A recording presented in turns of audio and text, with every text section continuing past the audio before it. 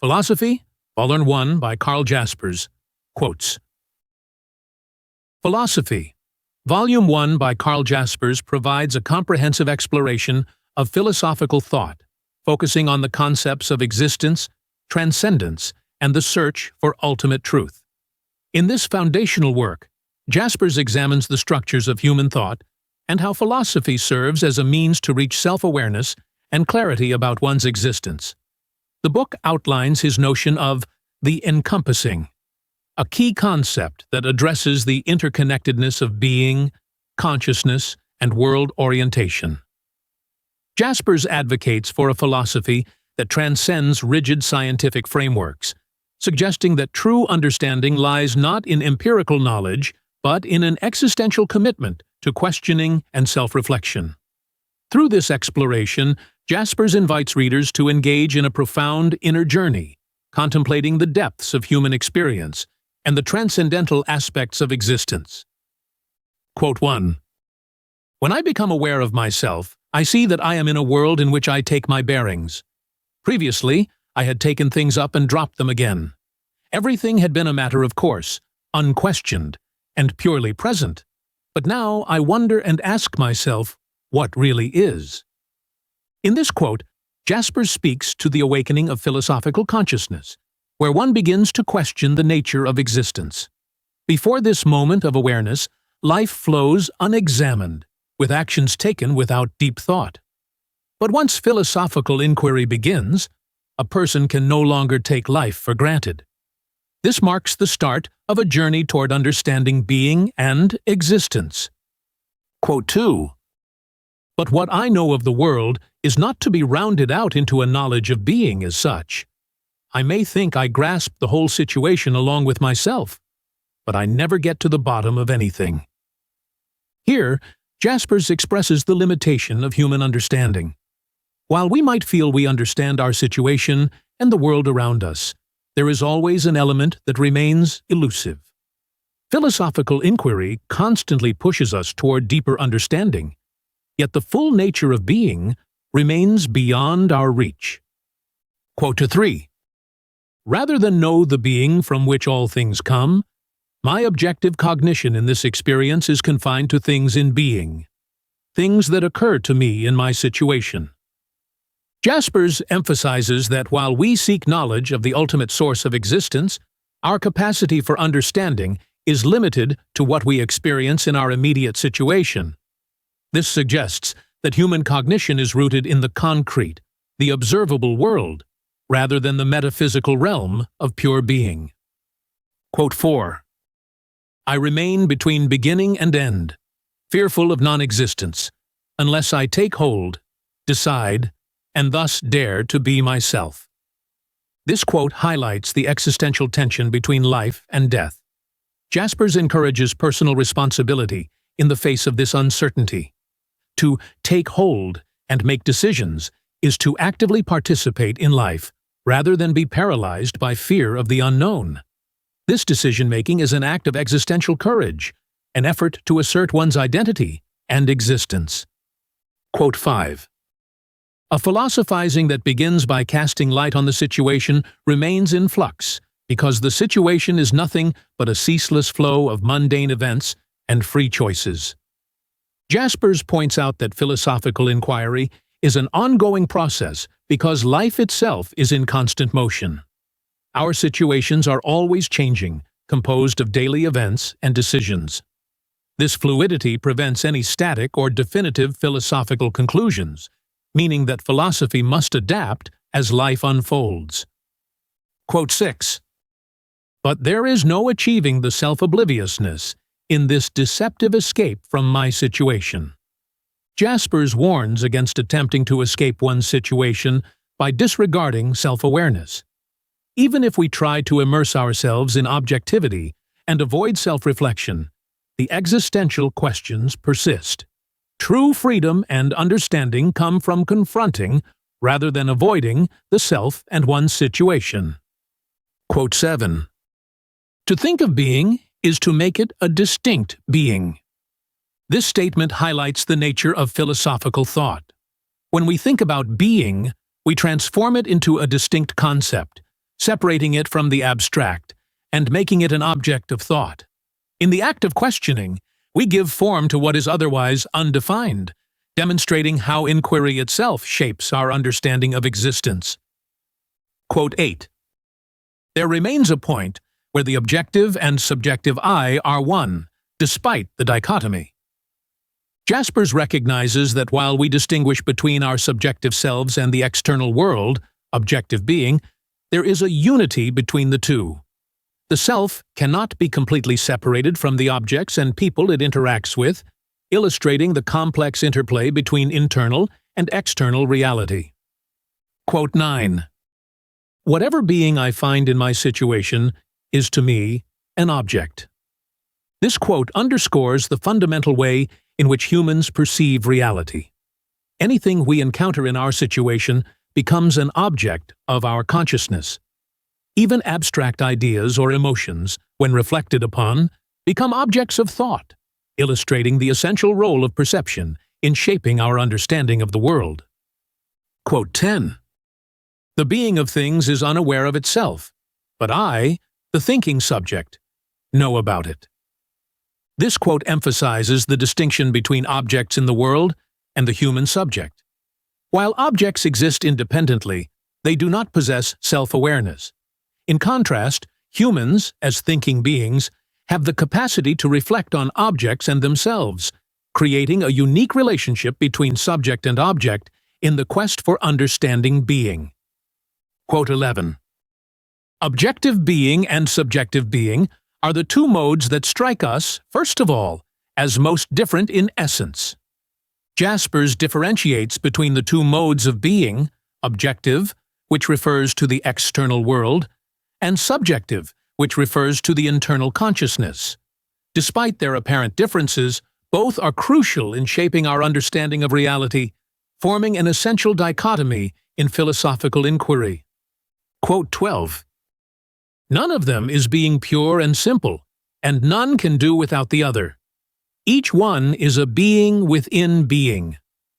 Jaspers highlights the interdependence of the different modes of being. No single form of being, whether objective, subjective, or being in itself, exists in isolation. Instead, they coexist and influence each other, forming a complex web of existence that eludes simple categorization or absolute understanding. Quote 13. Consciousness as existence is the medium of all things, although we shall see that it is the mere fluid of being. Jaspers asserts that consciousness is the medium through which all things are experienced and understood. However, it is not an end in itself, but rather a fluid element within the larger framework of being.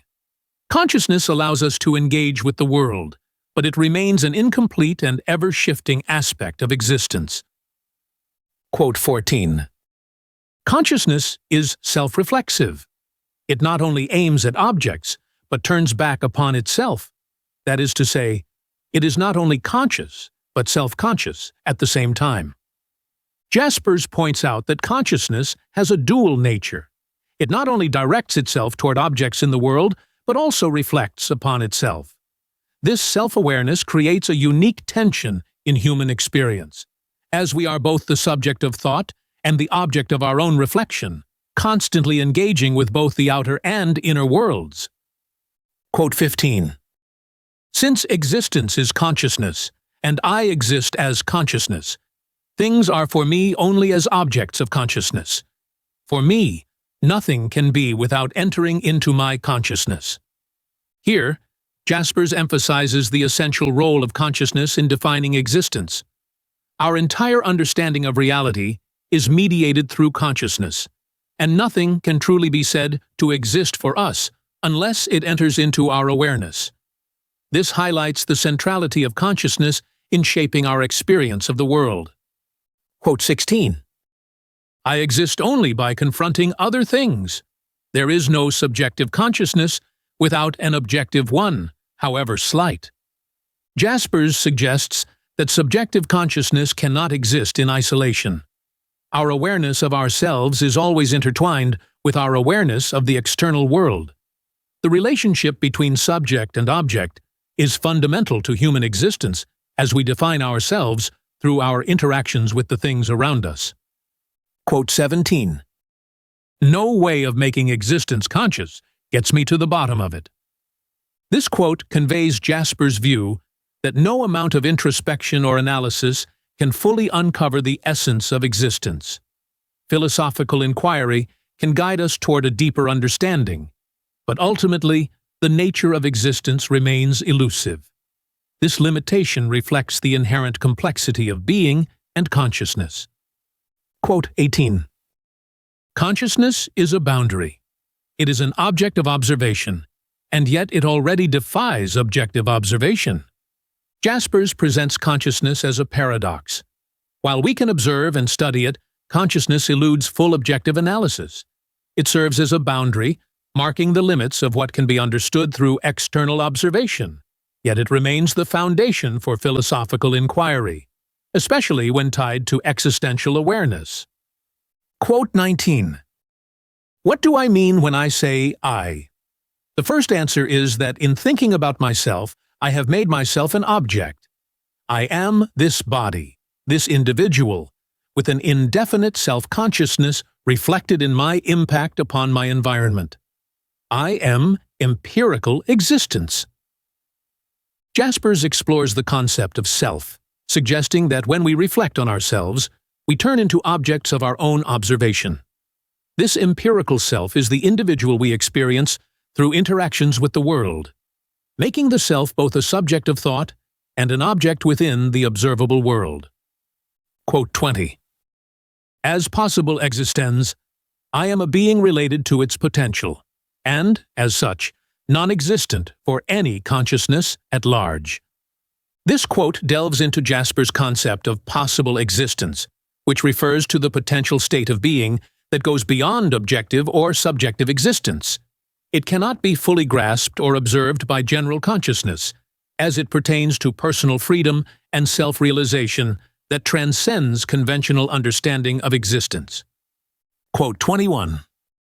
To be means to decide about being. Jaspers argues that existence involves an active process of decision-making. Being is not merely a passive state. It requires individual action and choice. In this sense, we define ourselves and our existence through the decisions we make, shaping our reality through conscious will and determination. Quote 22. There can be no existence without other existence, and yet objectively it makes no sense to speak of it as manifold. Here, Jaspers emphasizes the interconnectedness of existence.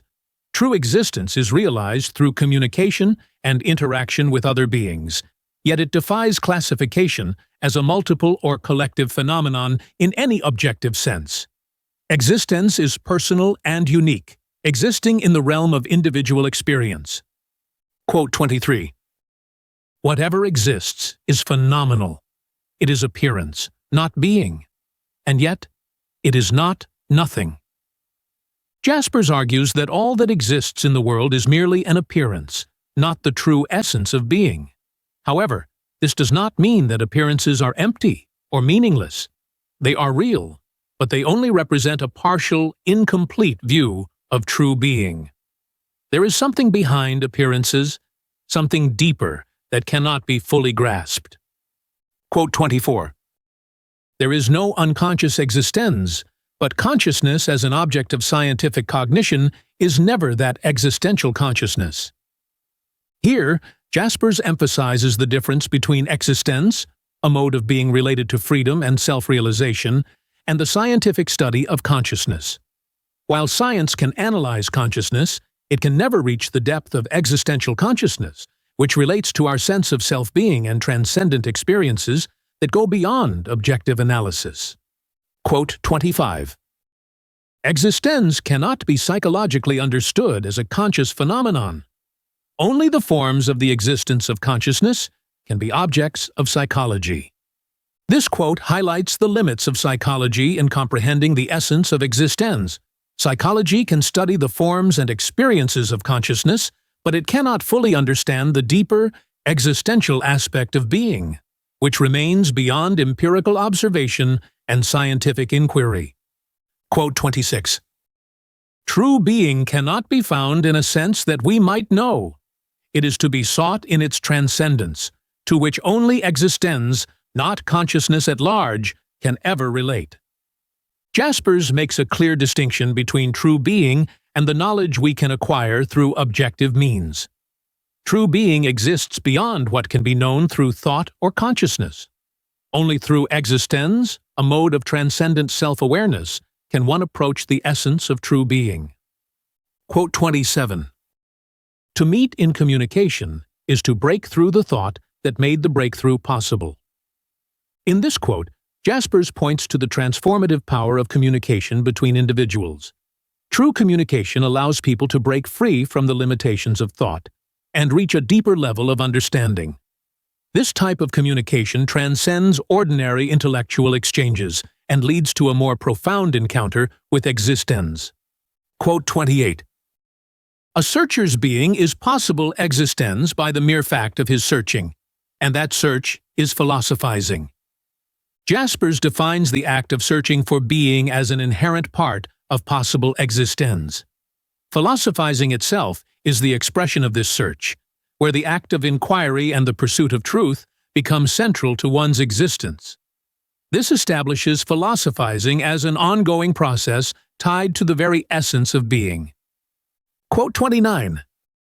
Existence feels the impact of existence, when the urge to reach being by way of thought drives it to philosophize.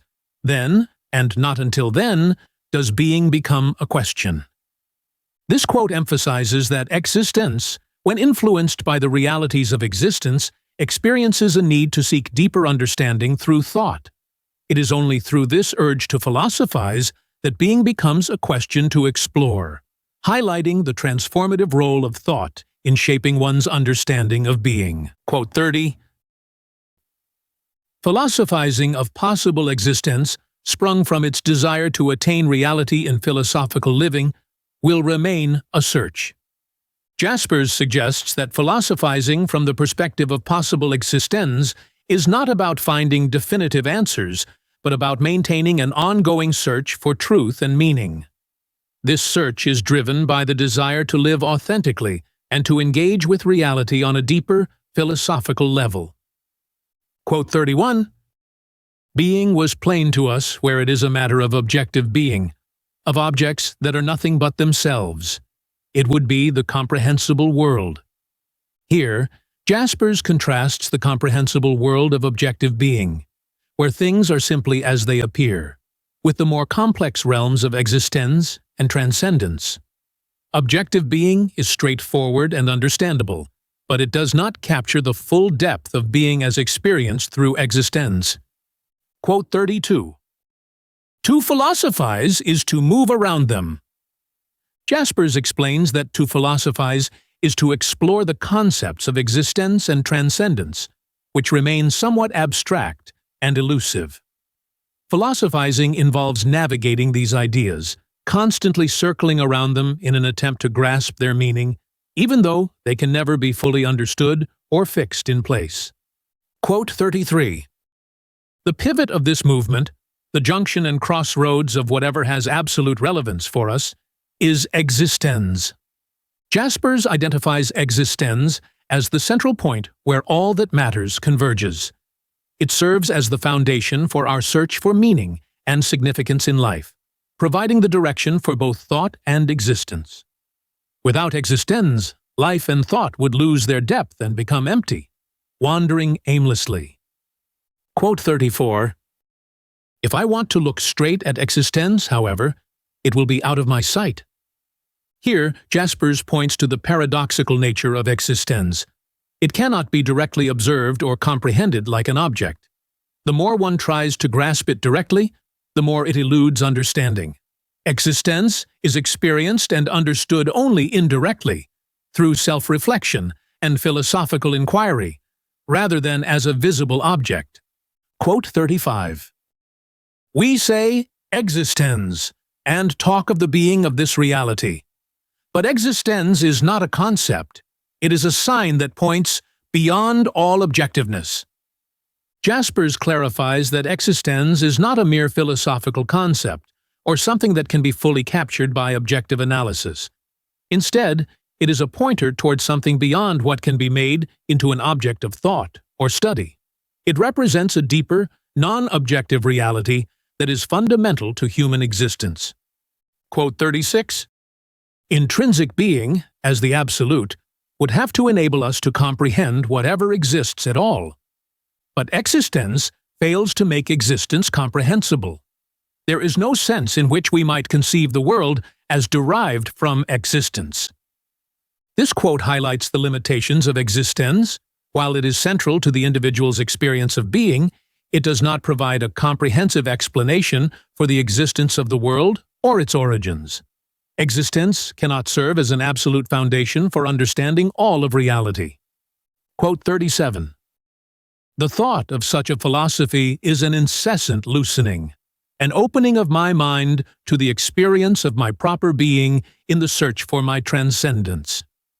Jaspers describes the philosophy of existence as a process of continually opening oneself up to the experience of true being.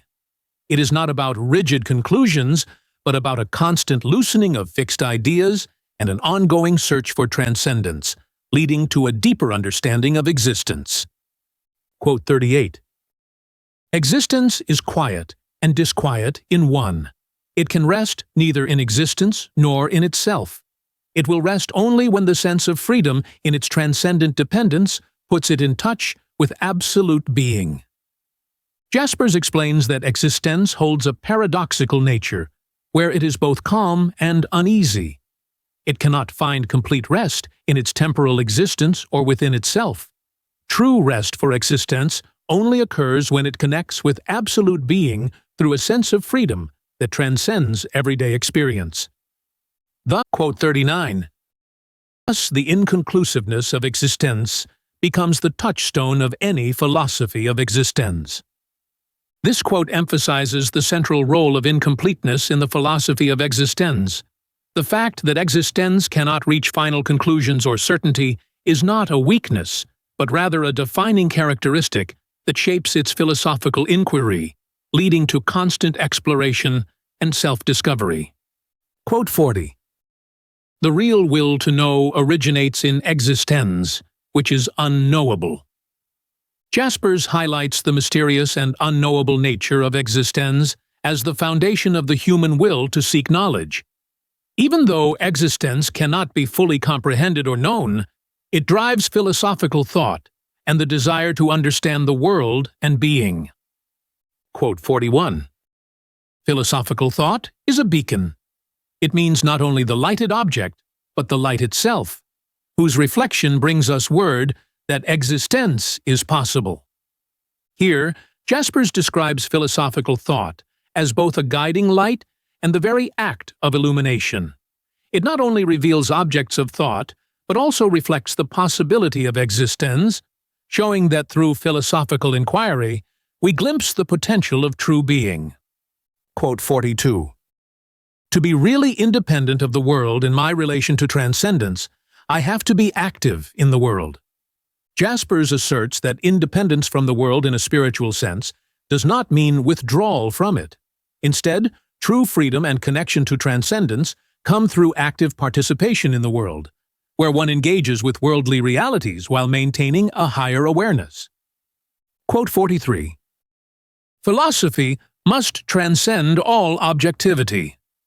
Jaspers argues that philosophy, in its pursuit of intrinsic being, cannot be confined to objective knowledge alone. It must go beyond the observable, measurable world and explore realms that transcend objectivity. True philosophical inquiry involves transcending the limitations of the tangible and objective world. Quote 44. Man cannot merely exist. He must transcend and soar or go down, bereft of transcendence. This statement highlights the necessity for human beings to transcend mere existence. Jaspers emphasizes that humans, unlike animals, cannot remain satisfied with simple existence. they must transcend their circumstances and seek higher meaning or risk losing their sense of purpose and direction in life. Quote 45.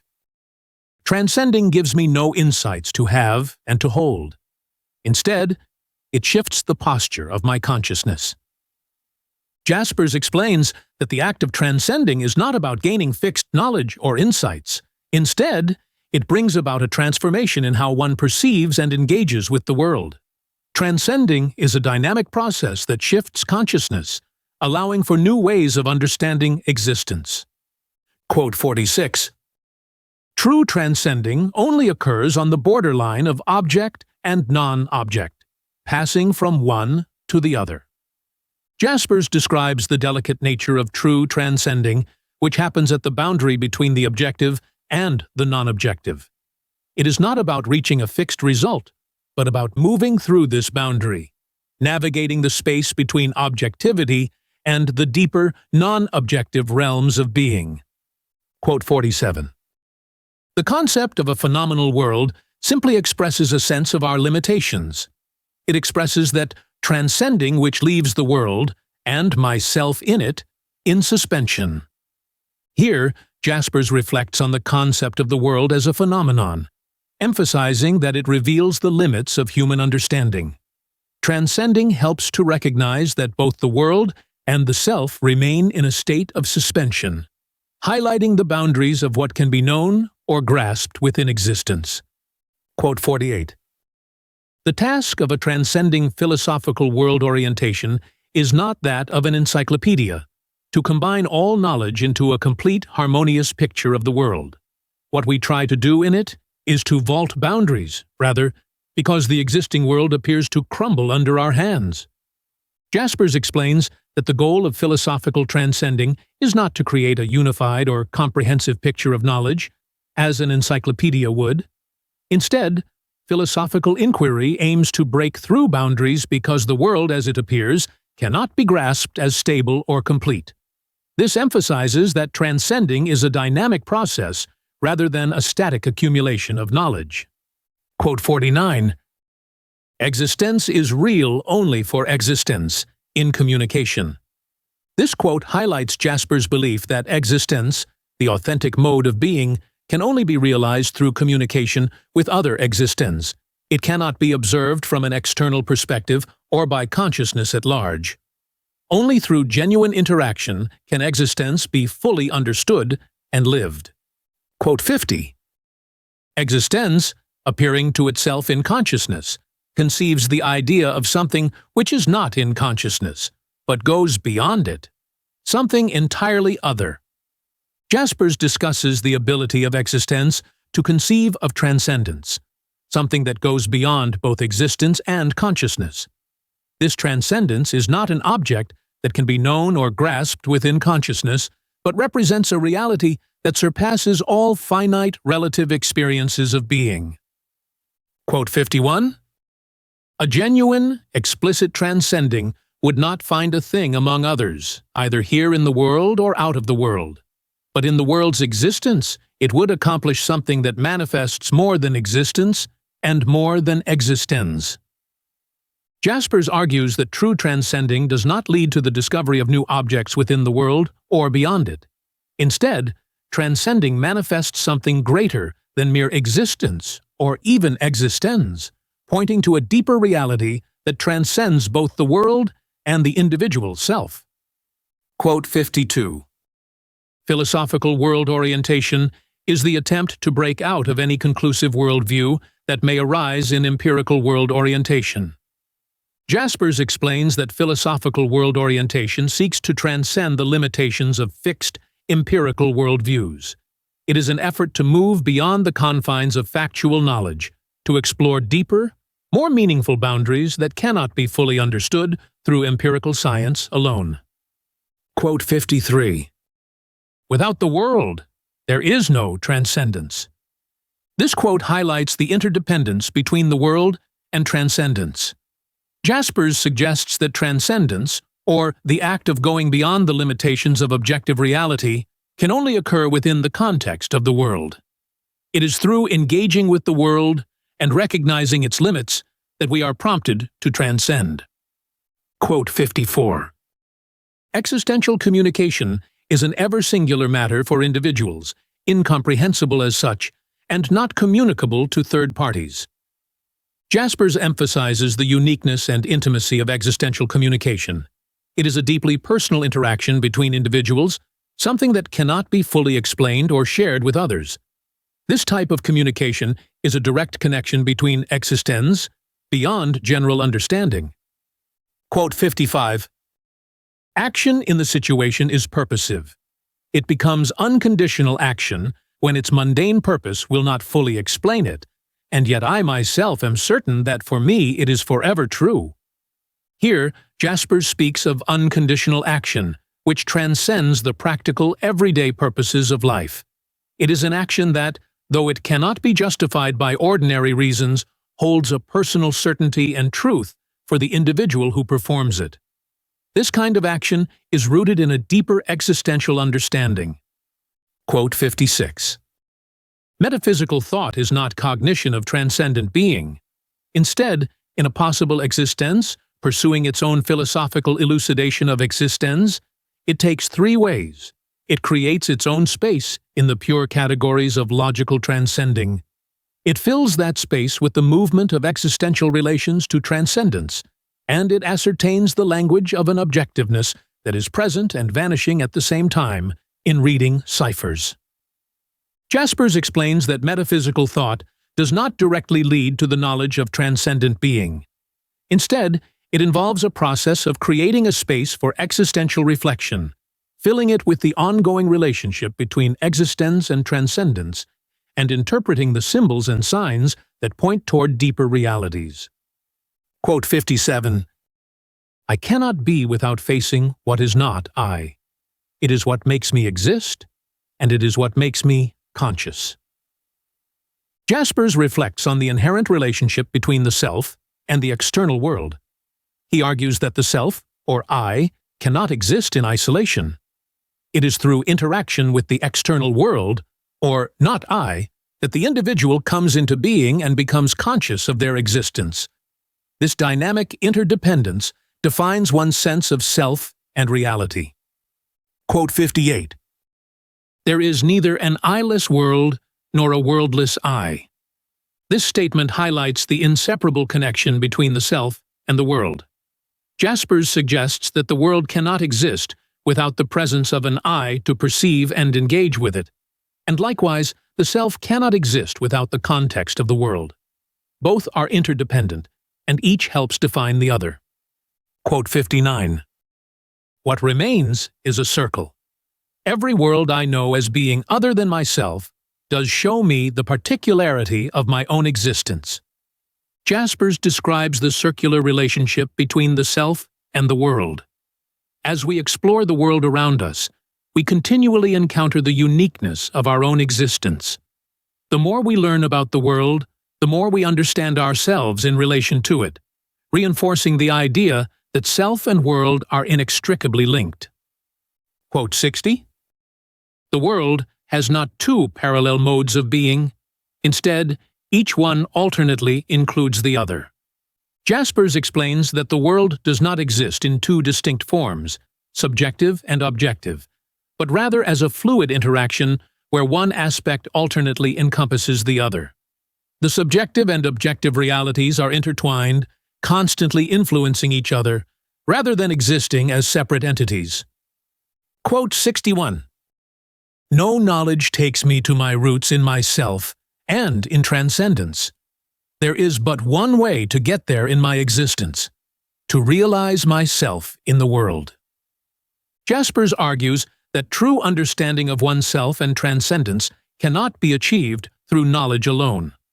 The only path to self-realization is through engagement with the world, where actions and experiences provide the means for discovering deeper truths about one's existence and connection to transcendence. Quote 62. The urge I feel to go into the world for my orientation and self-realization is the sole expression of my taking hold of myself and of my search for transcendence.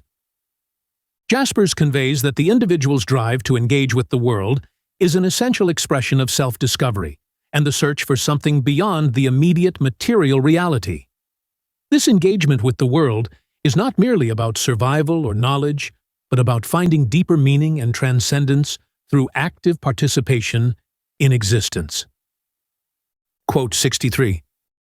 At the moment of finding myself as existence in my world, I have ceased to be nothing but this existence. This quote illustrates the moment of self-awareness, when an individual recognizes their existence not just as a passive state, but as an active, conscious engagement with the world.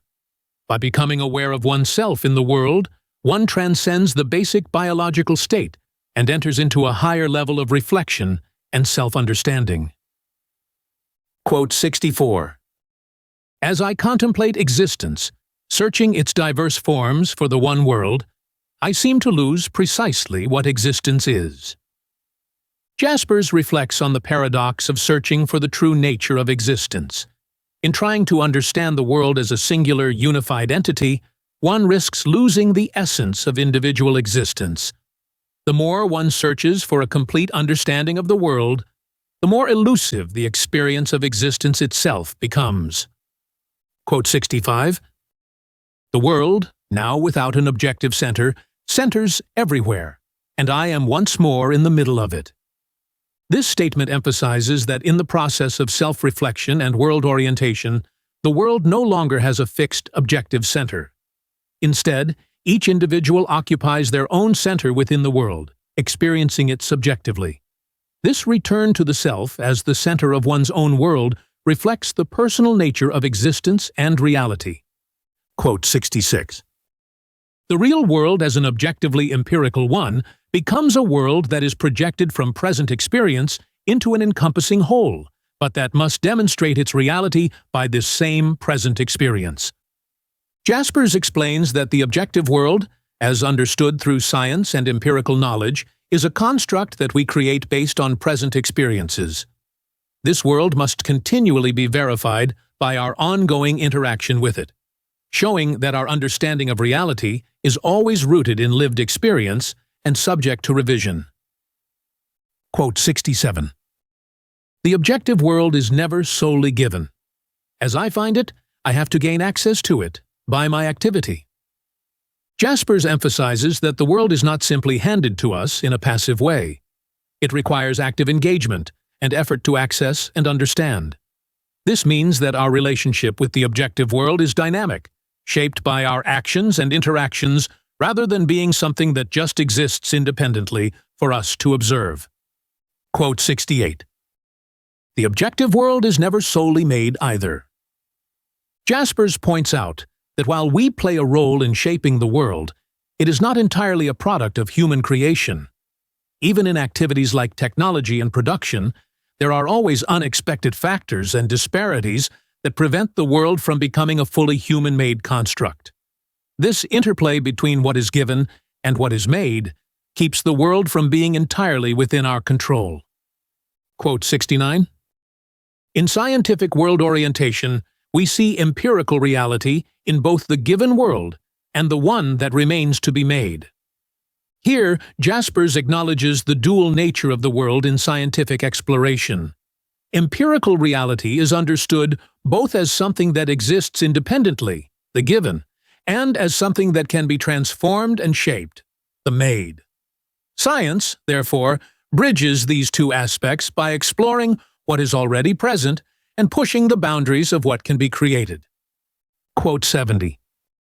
But the concept is dubious if supposed to cover the universe as an existing form of being. Jaspers cautions that while the idea of the universe may be compelling, it is problematic when treated as an actual, knowable entity. The universe, in its totality, cannot be reduced to a single fixed concept. It represents a challenge to human understanding, as it continuously eludes definitive explanation. Quote 71. The universe is a thrilling thought. Instead of the existence of which I am part, I conceive the one, which is all. It is only a thought, however. Jaspers highlights the excitement of contemplating the universe as an all-encompassing entity, Yet he emphasizes that this idea is ultimately a mental construct. While the notion of the One stirs our imagination, it remains just a concept, something that cannot fully capture the complexity of existence in reality. Quote 72. To my own mind, my subjective being amounts to more than this particular being. Jaspers expresses the idea that individuals naturally view themselves as more than just another small part of the universe. Despite being a particle in existence like everything else, we tend to see ourselves as having a special or elevated role, driven by our capacity for self-awareness and thought. Quote 73. The concept is dubious if supposed to cover the universe as an existing form of being. Jaspers questions the validity of treating the concept of the universe as a tangible, knowable entity. While the idea of the universe is powerful, it does not correspond to a concrete form of being that we can fully understand or encompass. The universe remains an elusive and abstract notion. Quote 74. Existence as the sum of what occurs would indeed be only one single world, because all of it lies on the one plane of what can be empirically experienced. But this existence, being endless and inconclusive, does not make a unified world. Jaspers argues that while existence consists of all that happens and can be experienced, it does not form a unified or coherent world. The endless nature of existence and its constant flux prevent it from becoming a single, fully integrated whole. Quote 75. The cosmos must break up if true empirical world orientation is to be pursued without limits. Jaspers asserts that the concept of the cosmos, a harmonious, ordered world, cannot survive under the scrutiny of empirical science. As we continue to explore the world through science, the idea of a perfectly unified cosmos will inevitably fracture, giving way to the complexity and disunity inherent in empirical reality. Quote 76. I can know it only by resolving it into its relationships, internal or external, but I cannot know its core. Jaspers explains that while we can understand aspects of the world by analyzing its relationships and connections, we can never fully grasp its essence or core. Our knowledge remains limited to what we can observe and interact with, but the deeper nature of reality eludes complete understanding. Quote 77. I distinguish things in the world, and I distinguish myself from those things. But I do not distinguish the world from something else. Not unless I transcend, that is, go beyond the world. Jaspers highlights the idea that in everyday life we distinguish ourselves from the objects around us, but do not separate the world from a greater, overarching reality unless we transcend it. Transcendence requires moving beyond ordinary world orientation to explore deeper questions about existence and being. Quote 78. The world becomes the temporal site of existence.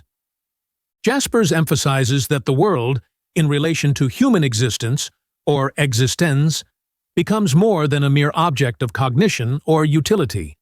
It becomes the space where individuals engage with their potential for transcendence and deeper self-realization. The world is thus both the stage for everyday life and a realm for existential exploration. Quote 79. The world, then, is no longer just existing being, independent being, utilizable and useful being. It is what I love and hate and animate regardless of any purpose. Jaspers describes how the world takes on a more profound and personal significance beyond its practical use. It becomes something individuals experience emotionally, something they invest with meaning rather than merely an object to be used or manipulated. Quote 80. There is a gulf between the objective cognition of world orientation and the existential reflection on that objectivity in which existence grows aware of itself and of transcendence.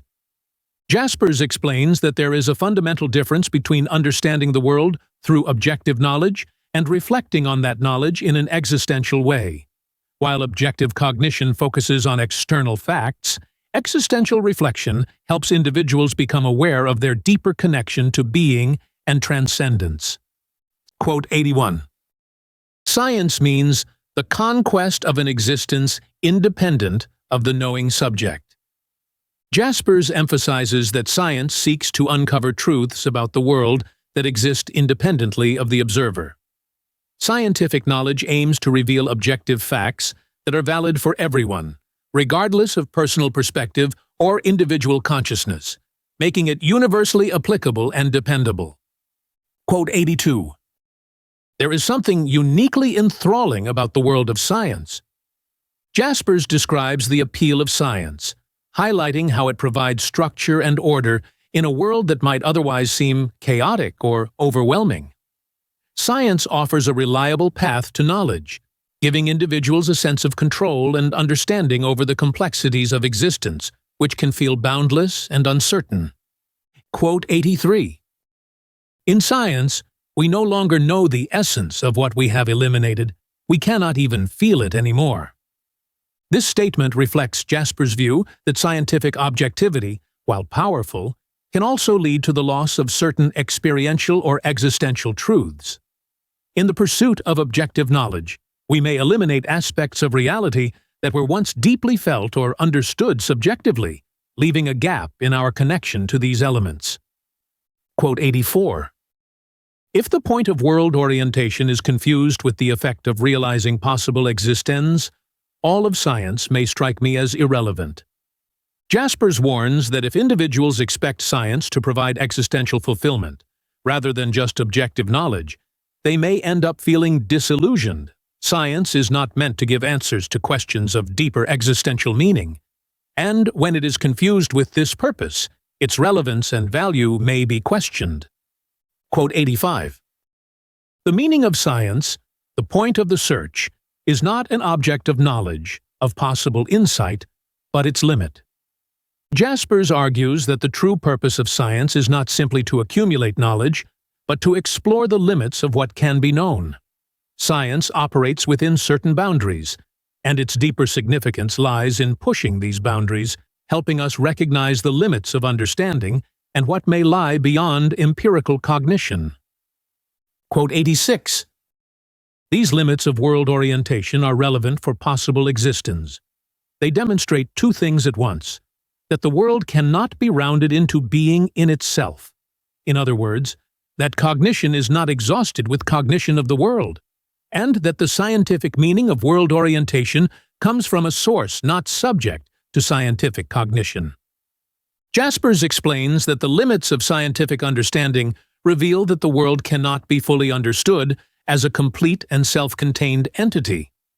Science offers insight into many aspects of existence, but it cannot capture everything.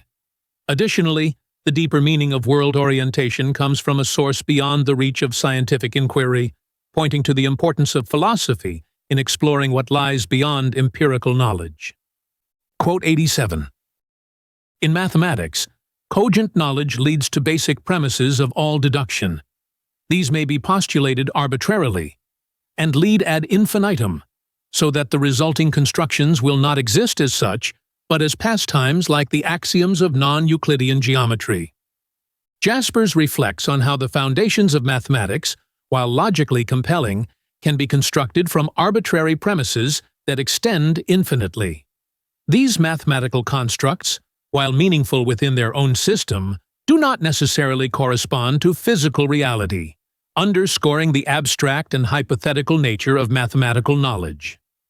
Quote 88. Cogency does not apply to the whole reality.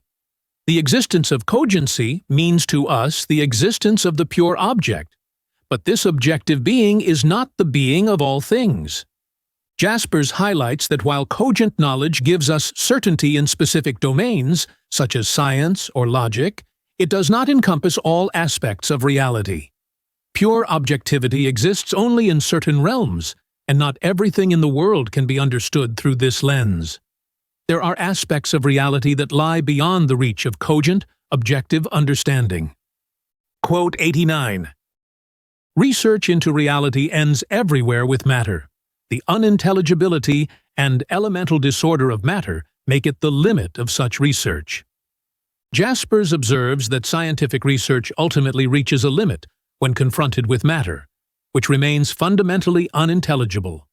Matter, with its inherent disorder and complexity, represents the boundary of scientific understanding, highlighting the limitations of empirical knowledge in fully grasping the essence of reality.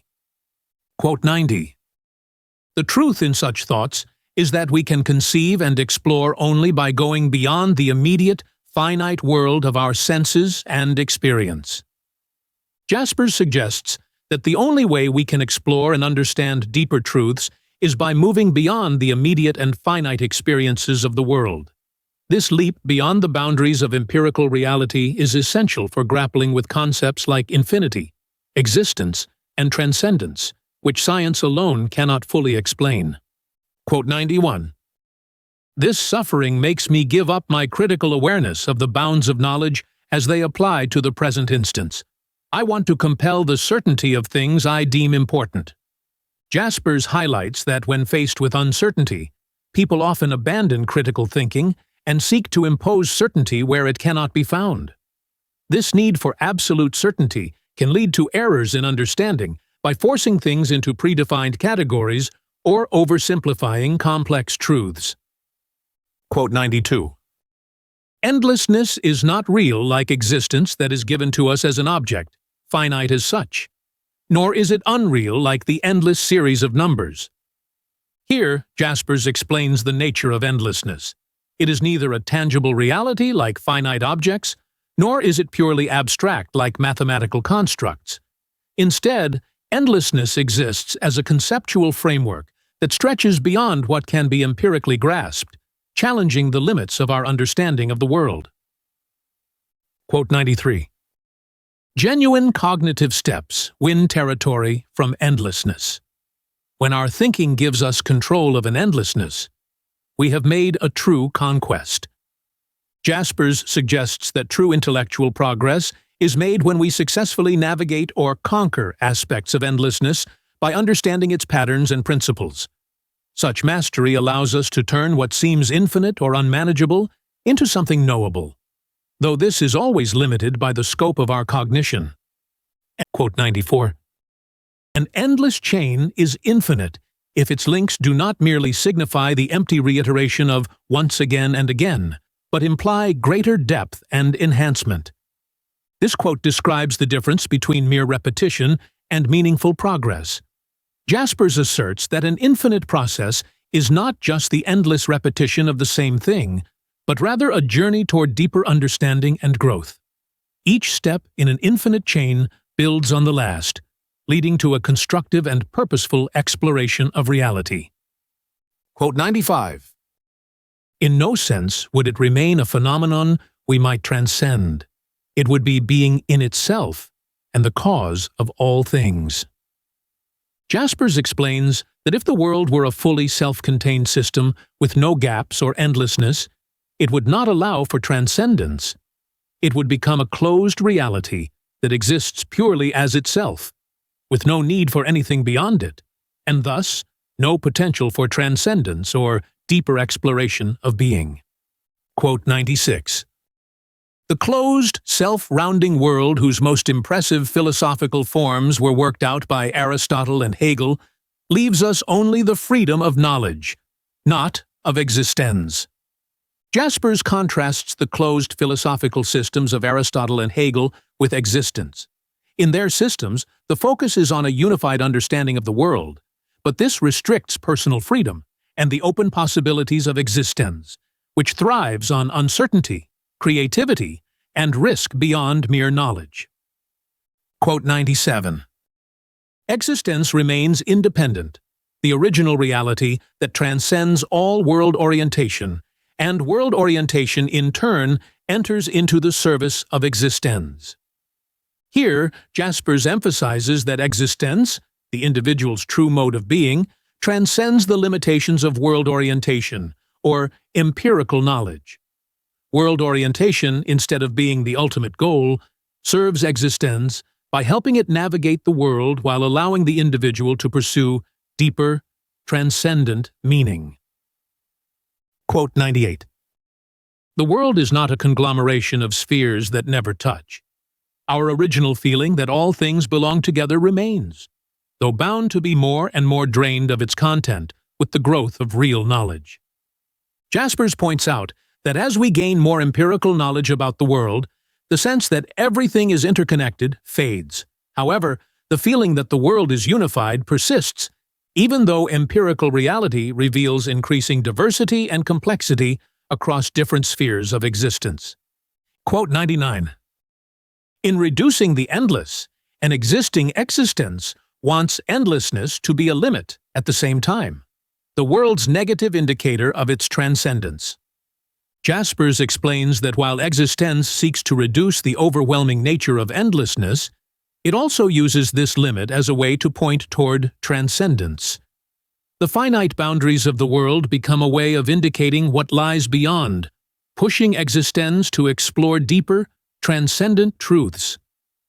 Quote 100. An idea can be fulfilled in the world, but never perfected. Whenever cognition becomes conclusive, complete, and transparent, whenever it seems like the definitive fulfillment of an idea, it will prove to be an error of the moment. Jaspers expresses the idea that while concepts and ideas can be realized in the world, they can never be fully perfected. Anytime we think we have reached a final, conclusive understanding, it turns out to be a temporary insight, showing that our grasp of ideas is always evolving, never reaching an ultimate conclusion. Quote 101. The world remains diverse and inconclusive. Jaspers emphasizes the nature of the world as something that cannot be reduced to a single, unified principle. Instead, the world is characterized by its diversity and complexity, always resisting attempts to fully explain it in conclusive terms. This diversity reflects the limits of human understanding and the inconclusive nature of our relationship with reality. Quote 102. We would like to control the world technologically, and to bend all matter meaningfully and unequivocally to our human will. Jaspers captures the human desire to have complete control over the world through technological means. This reflects an ideal where everything in the world serves our purposes and responds predictably to our actions. However, this desire often overlooks the complexities and limits inherent in reality. Quote 103. The world is not only the field of our cognition of things in being, it is a field of formation and transformation. This quote highlights that the world is not merely something we observe and understand, but also a dynamic space where things are constantly being formed and transformed. Our interaction with the world is active, involving not just knowledge, but also change and creation, influenced by both natural forces and human actions. Quote 104. The ultimate criteria of its truth are not found in success or failure, but in facing its transcendence as intrinsic being. Jaspers explains that the truth of an action or pursuit is not simply determined by whether it succeeds or fails in practical terms. Instead, the true measure lies in how it engages with transcendence, with deeper intrinsic realities beyond immediate outcomes. This reflects a more existential approach to understanding the meaning of actions. Quote 105. The knowledge we have of the objective world points beyond itself. It is not self-sustaining, any more than the world is conclusive and enduring on its own for our insight. Jaspers suggests that scientific knowledge is not an end in itself. It always points to something beyond the immediate facts. Like the world, knowledge is incomplete and cannot provide ultimate or final answers. It must be understood as part of an ongoing process that gestures toward deeper truths beyond empirical observation. Quote 106. Metaphysics makes for meaningful science. It is the cause of science without being science. Jaspers asserts that while metaphysics provides the impulse and meaning behind scientific inquiry, it is not science itself. Metaphysics fuels the desire to understand the world, separating essential knowledge from non-essential. But scientific investigation must remain distinct from metaphysical assumptions to maintain its objectivity. Quote 107. An idea can be fulfilled in the world, but never perfected. Jaspers emphasizes that while ideas can be realized in the material world, they are never fully perfected. The pursuit of an idea, no matter how well realized, remains incomplete, as ideas continually evolve and expand beyond their present form. Quote 108, "Existence will forge its own world-transcending faculty from other material." Jaspers explains that existence, human existence, has the capacity to transcend the world by creating its own path toward higher understanding. Through engagement with the material world and its limitations, existence can develop the ability to reach beyond those confines and pursue transcendence. Quote 109, "In the world, by world orientation, we find no peg to which science might be affixed so as to be sure of its meaning." Here, Jaspers points out that scientific knowledge does not offer ultimate meaning or certainty. While it provides a framework for understanding the world, it cannot anchor deeper truths or give final answers. Meaning arises from beyond science, through existence and transcendence. Quote 110, "Knowledge does not give us ultimate satisfaction, but it is the way for existence to find itself." Jaspers suggests that while knowledge alone cannot provide final answers or fulfillment, it is through the pursuit of knowledge that human existence, existence, can discover its deeper meaning. Knowledge acts as a tool, not an end, guiding individuals toward self-realization and transcendence. Quote 111, "No knowledge exists as a closed system. Whatever I know will leave a remainder, as a boundary." This quote emphasizes the limitations of human knowledge. Jaspers explains that knowledge is never complete. It always leaves something unexplained or unsolved. The pursuit of knowledge constantly encounters boundaries, reflecting the infinite complexity of the world and existence. Quote 112, "What I experience is always one entirety among others. The entire world is thus no true entirety, since even as an idea, it achieves no true concretion."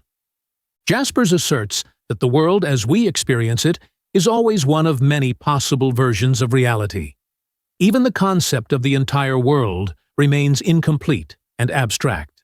It is a boundary idea rather than a fully realized or concrete totality, emphasizing the fragmented nature of our understanding of the world. Quote 113, "The absolute limit of natural science is the obscurity of the downright alien. The absolute limit of the sciences of the mind is the freedom of existence as the font of communication." Jaspers defines the limits of both natural and intellectual sciences. In natural science, the limit is the alien, unknowable aspects of matter, while in intellectual sciences, it is the unquantifiable freedom of existence that sets the boundaries. Both limits point to the inherent incompleteness of knowledge in these fields. Quote 114, "The limits of world orientation have shown us that any closed being of the world would be delusive." Jaspers explains that the idea of a fully self-contained, closed system of the world is misleading. Our understanding of the world is always incomplete and cannot be fully captured or fixed in a single conclusive view. The complexity and diversity of existence defy such limitations. Quote 115, "Once the unity of the world has dissolved for me, however, the sciences cease, to my mind, to form topical realms with objective borders." Jaspers reflects on how, once the idea of a single unified world is no longer viable, the sciences no longer align with neatly defined topics or boundaries. The division of knowledge into sciences becomes more fluid, reflecting the interconnectedness and evolving nature of human understanding. Quote 116, "The systematics that result from our attempt will make us aware of the unclosed totality of cognition as a process, and thus as historic." Jaspers emphasizes that any system of knowledge we create is part of an ongoing, incomplete process. Knowledge is always developing and cannot be viewed as finished. This continual evolution reflects the historical nature of human cognition, with each step building on the past and moving toward the future. Quote 117, "To be prepared to relate the seemingly most heterogeneous things is a meaningful requirement of empirical knowledge. Jaspers highlights the importance of connecting diverse and seemingly unrelated elements in the pursuit of empirical knowledge. The ability to relate different ideas and concepts is essential for deepening our understanding of the world and recognizing its inherent complexity. Quote 118. There is only a single empirical reality in which potentially everything can relate to everything else. Jaspers asserts that even though our understanding of the world is fragmented, there remains a single empirical reality in which all things are interconnected. This unity of reality offers a foundation for knowledge, allowing different sciences and fields of inquiry to relate to one another, despite their apparent differences. Quote 119. The idea of knowledge must always hold us to the task of trying to define their meanings, of unifying or at least relating them, if knowledge is not to be scattered into disconnected and indifferent parts. Jaspers emphasizes the necessity of continuously seeking to connect and relate different areas of knowledge. Without this effort, knowledge risks becoming fragmented, with isolated parts losing coherence and relevance. The unification of knowledge is essential for its meaning and purpose. Quote 120. The idea of the whole would have to include freedom, existence, and transcendence, and those are never objects in the world. Jaspers explains that any concept of a unified, comprehensive whole must account for elements like freedom, existence, and transcendence, which are not tangible objects within the world. These abstract concepts cannot be fully captured or contained within a single empirical system, showing the limitations of scientific knowledge in grasping the entirety of existence. Quote 121. Cogent thinking makes the impossibility objectively probable, but the appeal to existence will make it freely certain. Here, Jaspers contrasts the limitations of logical thinking with the certainty offered by existence. While reason and logic may point toward the impossibility of certain conclusions, existence, through personal experience and existential commitment, provides a deeper, more personal certainty that transcends purely intellectual reasoning. Quote 122. The sciences hang together, exactly as they point beyond themselves when we envision their origins and their limits. Jaspers suggests that the sciences are interconnected, and their true significance becomes apparent when we consider both their origins and their limitations. Science not only seeks to explain the world, but also reveals the boundaries of human understanding, pointing beyond itself to deeper existential questions. Quote 123.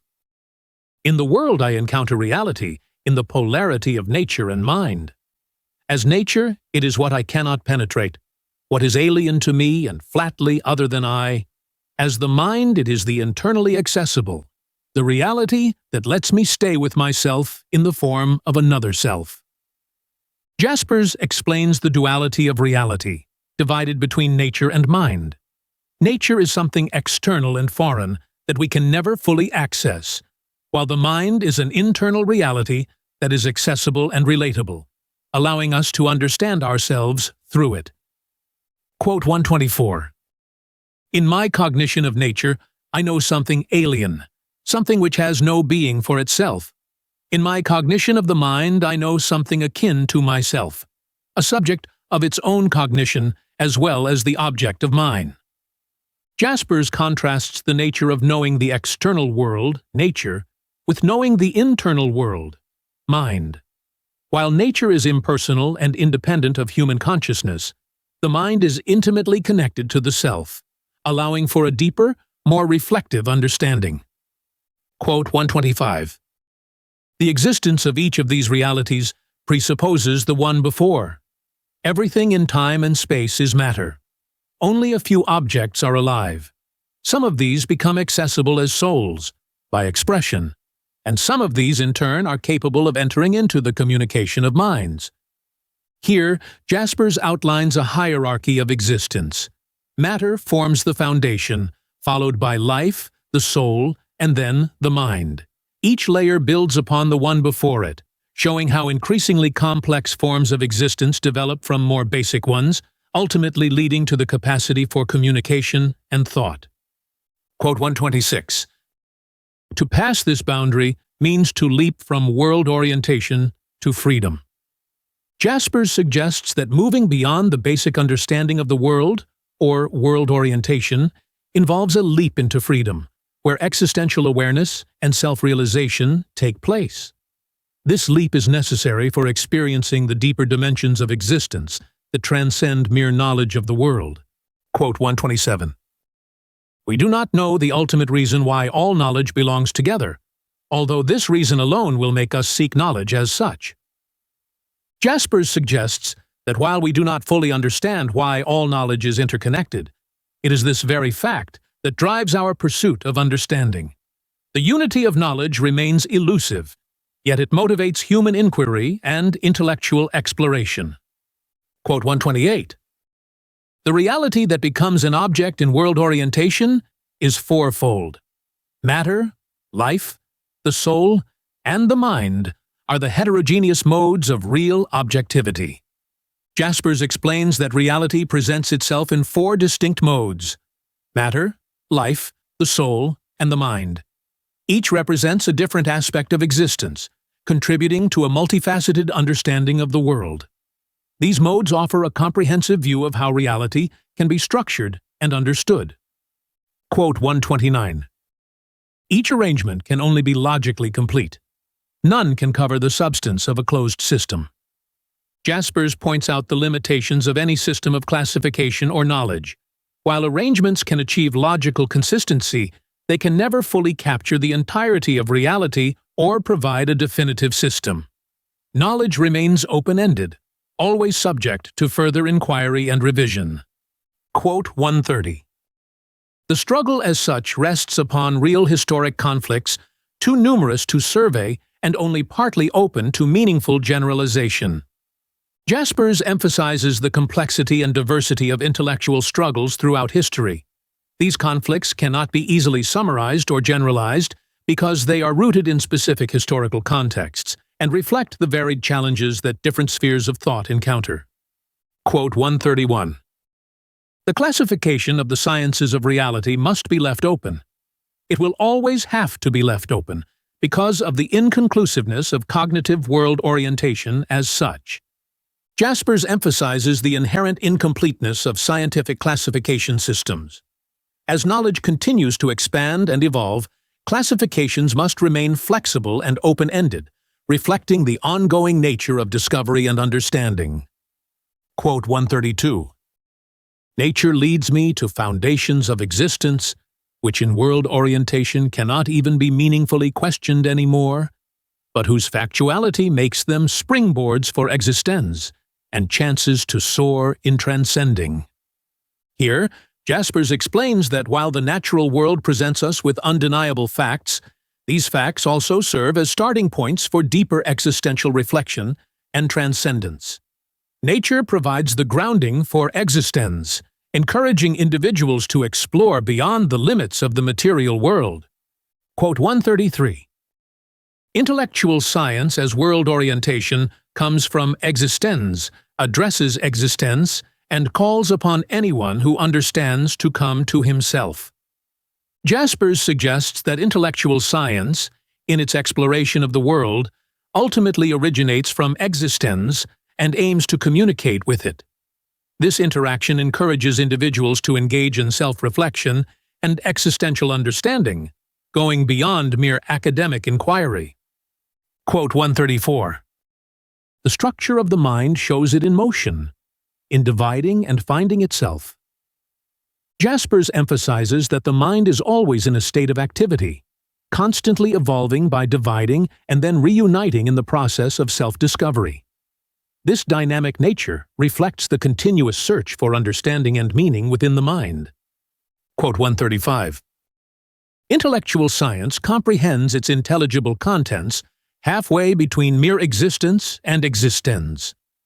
Jaspers explains that intellectual science operates between the realms of mere existence and existence, the deeper mode of being. It navigates between the material world and the existential depth, addressing both empirical knowledge and philosophical questions about life. Quote 136. The natural sciences are pure world orientation. Existence and research are not so intermingled in them that there need be the slightest obscurity. Jaspers points out that natural sciences are focused purely on understanding the empirical world. They are not concerned with existential questions, which allows them to maintain clarity and objectivity in their research. Quote 137. Psychology and sociology are virtually perfect limit sciences because they simply cannot stop occupying boundary positions. Jaspers explains that psychology and sociology are limit sciences because they always deal with the boundaries between different realities, such as the mind, society, and nature. These fields are constantly at the edge of human understanding, making them uniquely complex and challenging. Quote 138. Existence, as the world in which I am, seems to be the sole empirically accessible totality. Jaspers suggests that existence, both the world we live in and our experience of being within it, is the only totality we can truly access empirically. This emphasizes the practical limits of human knowledge and the centrality of existence in understanding reality. Quote 139. We are always more than such objects of our cognition. Jaspers highlights the idea that human beings cannot be fully captured or understood as mere objects of study. There is always an element of existence, our deeper selves, that goes beyond what can be measured or known through empirical sciences like psychology or sociology. Quote 140. Not even in its ideas can any world orientation give us access to what we are, but philosophical elucidation will. Jaspers explains that no system of knowledge or scientific framework can fully reveal the nature of human existence. Only philosophy, through existential reflection and inquiry, can bring us closer to understanding the true essence of who we are. Quote 141. Psychology and sociology are the most perceptible realizations of this aim at being between freedom and transcendence. Jaspers positions psychology and sociology as sciences that explore the tension between human freedom and transcendence. These fields examine the spaces where individuals navigate between worldly existence and the desire for something beyond, revealing the struggle inherent in human life. Quote 142. There is no generally valid hierarchy of sciences. Jaspers concludes that no definitive ranking of the sciences exists.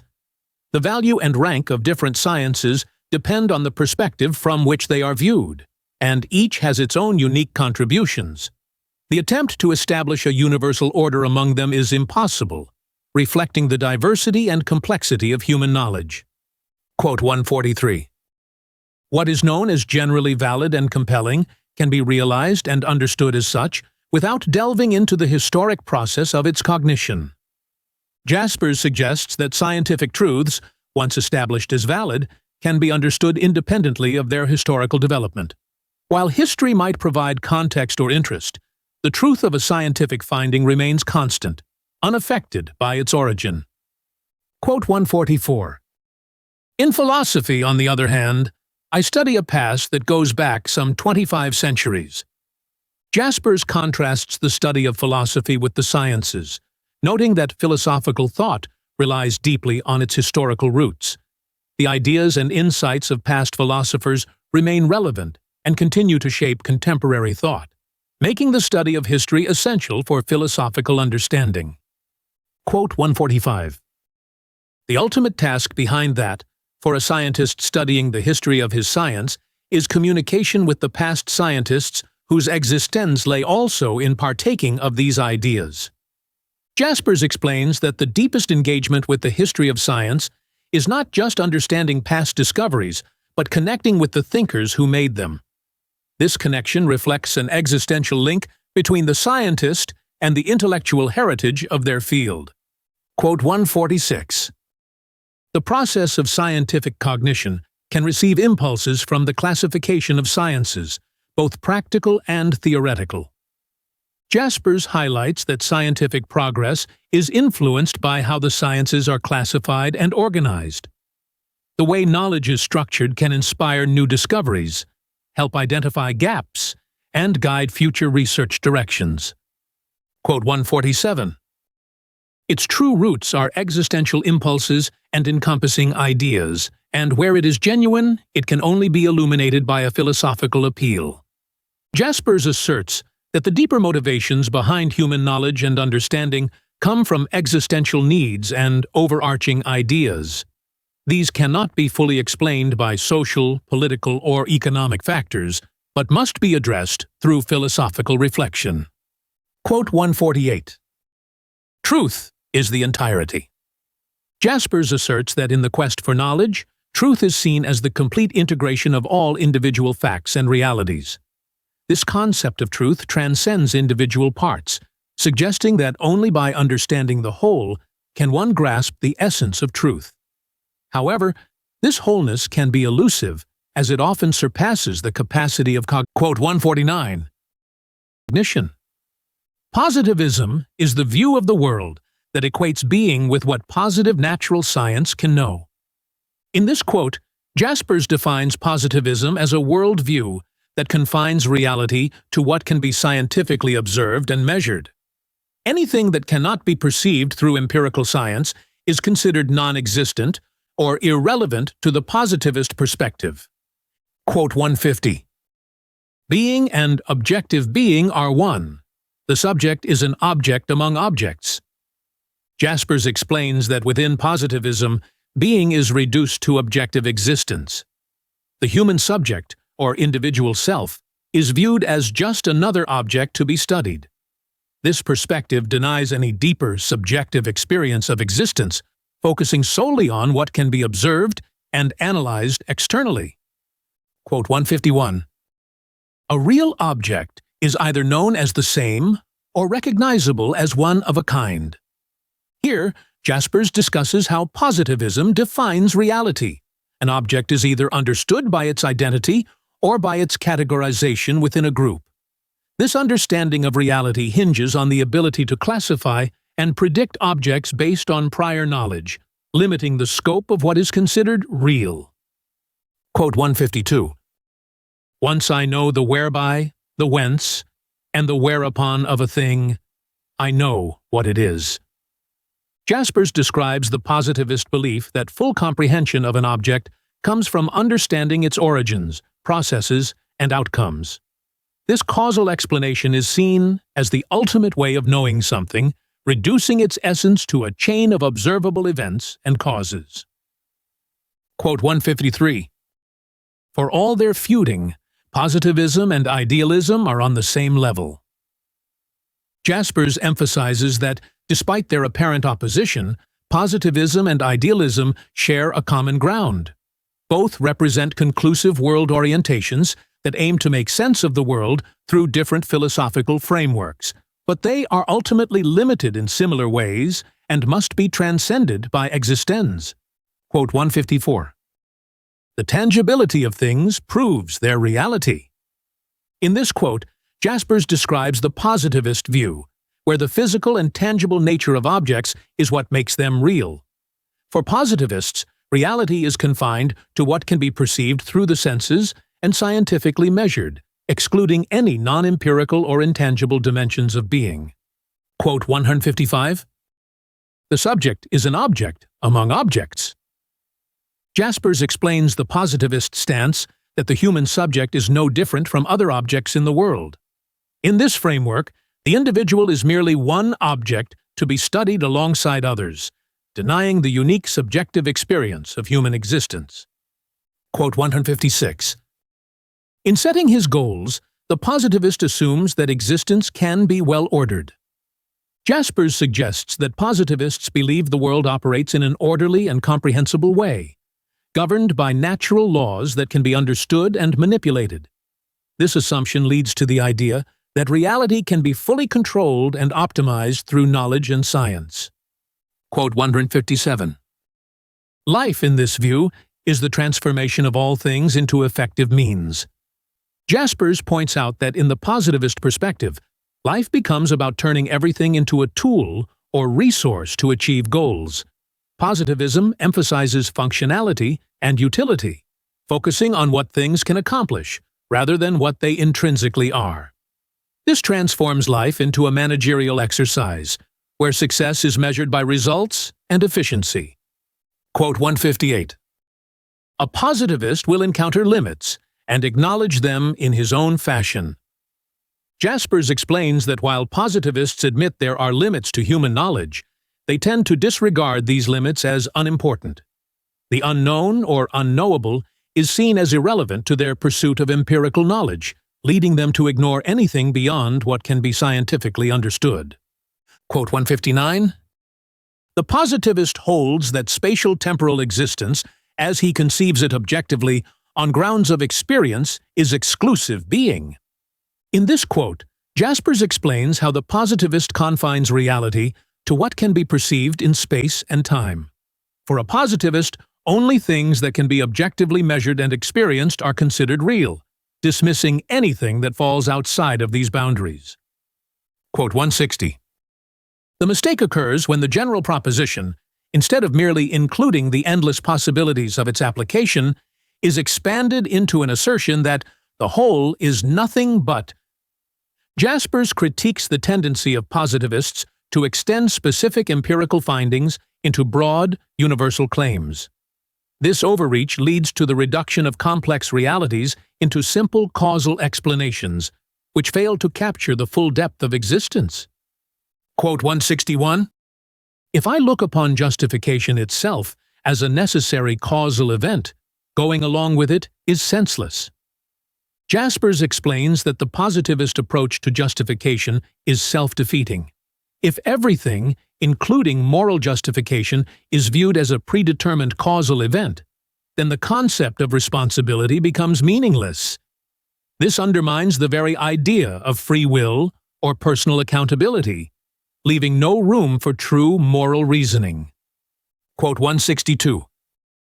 Idealism, as opposed to positivism, is a view of the world in which being is identified with the being of the mind as understood and explored in the intellectual sciences. Jaspers contrasts idealism with positivism, explaining that idealism views reality as fundamentally tied to the mind and its capacity for intellectual understanding. In this perspective, reality is shaped by consciousness and is not limited to what can be perceived empirically. Quote 163. When we cease to identify being with objective being, we can no longer make sure of it by means of objective intellectual thinking. Jaspers explains that once we stop equating reality with what can be objectively measured, we are left with uncertainty. Objective thinking alone cannot fully grasp the depth of being, pointing to the need for a more expansive understanding of reality beyond pure objectivity. Quote 164. The idealist conceives the being of the idea as a conclusive process. In this quote, Jaspers outlines the idealist's view that reality is a dynamic, ongoing process of unfolding ideas. For idealists, truth is not fixed, but continuously develops through intellectual and philosophical engagement with the world, emphasizing the fluid and evolving nature of reality. Quote 165. There is reconciliation in the idea. Every particular is justified as part of the whole. Jaspers highlights the idealist belief that in the realm of ideas, everything is reconciled into a harmonious whole. Individual parts, even those that seem contradictory or disparate, find their meaning and justification as they contribute to the larger unity of the idea. Quote 166. The idealist may take reality for the being of the idea, but in fact empirically real things retain for him their unfathomability. Jaspers acknowledges that while idealists seek to explain reality through ideas, they are still confronted with the limits of empirical reality. Despite their intellectual frameworks, the complexities and mysteries of the real world cannot be fully explained or controlled by idealistic thought alone. Quote 167. The idealist may take reality for the being of the idea, but in fact, empirically real things retain for him their unfathomability as well. Jaspers emphasizes that while idealists may interpret reality through the lens of ideas, they cannot escape the fact that the empirical world remains mysterious and incomprehensible. No matter how much idealism seeks to explain reality, certain aspects of the world remain beyond intellectual grasp. Quote 168. The positivist, unlike the idealist, will not grant to empirical reality a merely general and fundamentally irrelevant existence. Jaspers contrasts positivism with idealism by pointing out that positivists engage directly with empirical reality. Unlike idealists, who might reduce the significance of empirical facts to mere abstractions, positivists embrace the tangible and specific details of the world, emphasizing factual and causal exploration. Quote 169. Positivism stimulates research because it finds relevance in the very truth as such. Jaspers acknowledges that positivism drives scientific inquiry by valuing empirical truth for its own sake. The pursuit of knowledge in the positivist view is grounded in discovering factual realities, which in turn motivates continual exploration and research. Quote 170. Positivism will retain its strength only so long as it is not made absolute. Jaspers warns that positivism remains powerful as long as it is applied within its proper scope, empirical research. When positivism is taken as an absolute worldview, claiming to explain everything, it loses its strength. Its value lies in recognizing its limits and focusing on specific, empirical realities. Quote 171. Positivists and idealists know the individual only like a thing in its objectivity, either as an endlessness of the particular or as a special configuration of the universal. Jaspers explains that both positivism and idealism reduce individuals to objects within their respective frameworks. For positivists, individuals are part of an infinite chain of particulars, while for idealists, individuals represent configurations within a universal whole. In both views, individuality is subsumed by larger systems. Quote 172. For neither one does historicity as such have substance. It becomes either the temporal form of the eternal idea or a display of the essential legality, reduced to matter. Here, Jaspers critiques both positivism and idealism for their disregard of history's deeper meaning. In idealism, history is reduced to a manifestation of timeless ideas, while in positivism, it is seen as a mere display of natural laws. Both overlook the rich existential significance of historical events. Quote 173. Positivism and idealism satisfy the desire for one true world image. Jaspers points out that both philosophies attempt to create a unified, conclusive vision of reality. Positivists aim for a complete scientific picture of the world, while idealists seek a philosophical system that encapsulates the essence of all things. Both approaches offer a sense of security in their claims to total knowledge. Quote 174. Both positions are facades when they are absolutized, and both are true when they remain relative. Jaspers concludes that while positivism and idealism have value, they fail when taken as absolute truths. When seen as partial perspectives, they can contribute to understanding, but when elevated to the level of absolute certainty, they distort reality and limit philosophical inquiry. Quote 175. The untruth of positivism and idealism is rooted in their insulation, in the fact that they take their stand upon themselves. Jaspers argues that both positivism and idealism are flawed because they are self-enclosed systems. Each philosophy isolates itself by assuming it holds the entire truth, which limits their ability to fully understand being. They focus too much on their own perspectives, ignoring other possibilities beyond their frameworks. Quote 176. Positivism and idealism belong together. Tied to one another, they mutually confine and stimulate each other. Jaspers suggests that despite their differences, positivism and idealism are interconnected and mutually dependent. They often borrow ideas from one another, but both are limited by their tendency to create conclusive systems of thought. They confine themselves within their own worldviews, which prevents a deeper understanding of being. Quote 177. True choice, a choice that is not arbitrary or blindly instinctive, is a matter for the individual and for the few at a time who are in existential communication. Jaspers emphasizes that real choices, those that shape one's existence, are made by individuals through meaningful existential communication. Such choices are not simply about following societal norms or instincts. They involve a deeper engagement with one's own existence and a recognition of personal responsibility. Quote 178.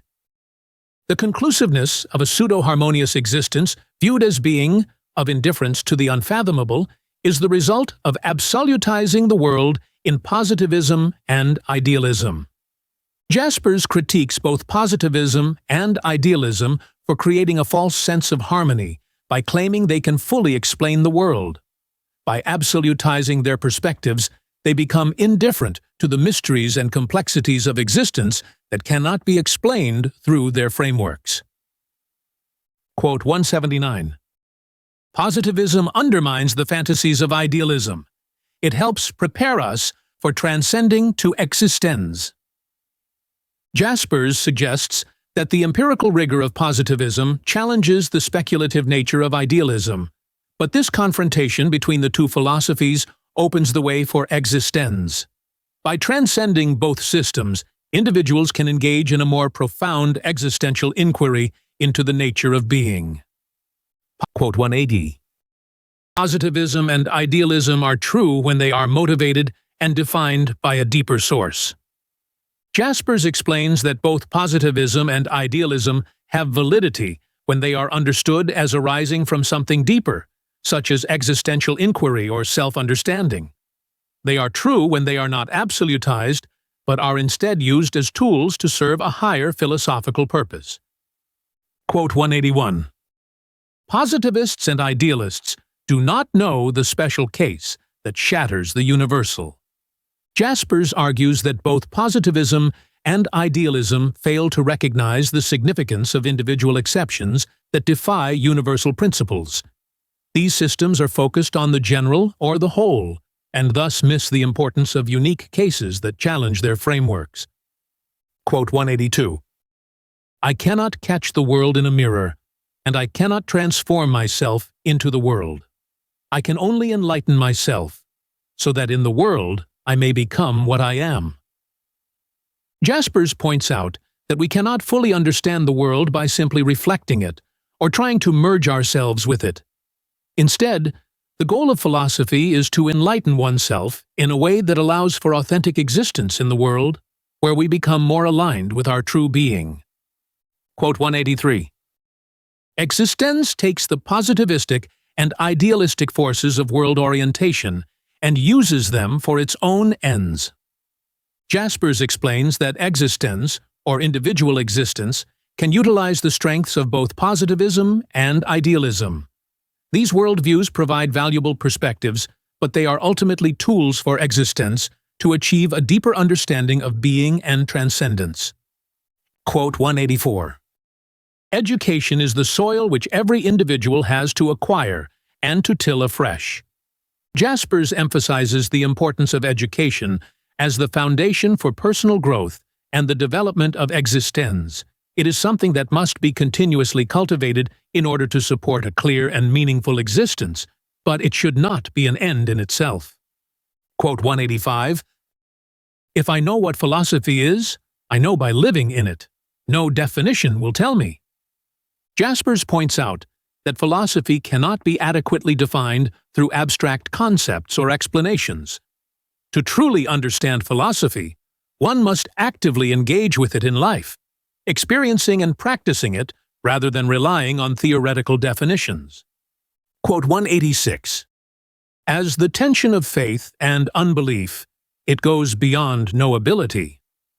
Jaspers describes philosophy as existing within a tension between belief and skepticism. This tension pushes philosophy beyond the realm of empirical knowledge or certainty, exploring areas that are fundamentally unknowable but essential to human thought and existence. Quote 187. What we are trying to do in philosophical world orientation is to touch the source, even though not yet to penetrate and illuminate it. Jaspers explains that in philosophical inquiry, we aim to reach deeper truths or origins of being, but we often only come close to touching them rather than fully understanding or explaining them. This reflects the elusive nature of the ultimate source of philosophy. Quote 188. It is not only a knowledge of the limits, it is a sense of being, derived from elsewhere. Jaspers argues that philosophy is not simply about understanding the boundaries of human knowledge, but also involves a deeper, existential sense of being. This sense of being is not purely intellectual, but comes from an undefined, transcendent source, which philosophical thinking seeks to explore. Quote 189. The core of a worldview is faith. Unobjectifiable by any adequate knowledge, it is the original sense of absolute truth that we can feel at the bounds of knowability. Jaspers explains that the foundation of any worldview is faith, which cannot be fully understood or explained through empirical knowledge. Faith represents a deeper sense of truth that emerges at the limits of what can be known and understood through rational thought. Quote 190. Philosophy cannot be perfected in the entirety of a world orientation. Jaspers argues that philosophy cannot be fully realized within the confines of a specific worldview. Instead, it transcends any particular system of thought, constantly reaching beyond the limits of human knowledge and understanding, making it an ongoing process rather than a finished system. Quote 191. Thought as such is empty. When our thinking does get hold of truth, it is fulfilled by something else. Jaspers suggests that pure thought, by itself, is insufficient to grasp truth. True understanding comes from something beyond thought, whether from experience, faith, or another source, which fulfills thinking and gives it meaning. Quote 192. When someone wants to get hold of me, I already am someone else. I can defend everything and refute everything. Jaspers reflects on the fluidity of self-identity in the face of relativism. He argues that when a person shifts between multiple perspectives or worldviews, they lose their sense of self, becoming evasive and changeable, able to argue for or against anything without genuine commitment. Quote 193. Faith and unbelief are the poles of self-being. When the tension between them has an end, when they eliminate each other as antitheses, philosophizing also has an end, for it springs as much from unbelief as from faith. Jaspers emphasizes that the ongoing tension between faith and unbelief is essential to self-being and philosophizing. Without this dynamic interaction, the drive for philosophical inquiry would cease, as both faith and doubt fuel the search for understanding and truth. Quote 194. Truth cannot be found by thought alone. Thought as such is empty. When our thinking does get hold of truth, it is fulfilled by something else. Jaspers suggests that rational thinking by itself is not sufficient to grasp truth. True understanding comes when thought is combined with something beyond mere cognition, such as experience, faith, or existential insight, which gives thinking depth and fulfillment. Quote 195. A faith in which unbelief ceases has lost the prick. It will go to sleep, not having to prove itself any longer. Here, Jaspers points out that when faith becomes absolute and unquestioned, it loses its vitality. The presence of doubt keeps faith active and engaged, requiring continuous reflection and reaffirmation. Without this challenge, faith becomes passive and unexamined. Unbelief, quote 196, is not merely productive. It becomes a faith of its own as the strength of independence, the human dignity of being able to ignore all things. Jaspers acknowledges that unbelief can develop into a form of faith. This faith rests in the individual's independence and the ability to reject external beliefs, creating a sense of dignity and self-sufficiency, although it may lack deeper existential engagement. Quote 197. Faith is not genuine unless the believer knows unbelief, unless he feels it and can bear it. Jaspers explains that true faith is not blind or unquestioned. For faith to be genuine, the individual must grapple with unbelief, confront doubts, and choose to believe despite them. This struggle strengthens faith, making it conscious and deliberate rather than naive or automatic. Quote 198. Philosophy is not the private law of a sphere, but the expression of an unconditional faith. Jaspers highlights that philosophy goes beyond any specific domain or system of thought. It is the expression of a deeper, unconditional faith in the search for truth, rather than being confined to particular codes or disciplines like science or politics. Quote 199. Philosophy, as the self-illumination of unconditionality, is already declining when it is understood as a sphere. Jaspers warns that when philosophy is treated as just another field or sphere of thought, it loses its true purpose. Philosophy is meant to illuminate the unconditional, and if it becomes limited to a specialized area, it no longer serves its existential purpose. Quote 200. Faith can only be illuminated for a believer. Jaspers points out that true faith is personal and cannot be fully grasped or explained by those who do not hold it. The deep experience of faith is something that must be lived and felt by the individual, and it remains elusive to those outside of it. Quote 201. The unconditional is always one, and thus not all. Jaspers explains that the unconditional is singular and unique, transcending the multiple spheres of existence. While there are many spheres of thought and life, the unconditional truth stands alone, never fully encompassed by any particular structure or system. Quote 202. Philosophy is an open-ended and unfinished process, the self-ascertainment of possible existence as it appears to itself in existence. Jaspers emphasizes that philosophy is never complete. It is a continuous process of self-discovery and reflection, where existence, human existence, seeks to understand itself within the context of life. This ongoing inquiry remains open and unfinished, constantly evolving with new questions and insights. Quote 203. If man thinks as possible existence, he is a philosopher.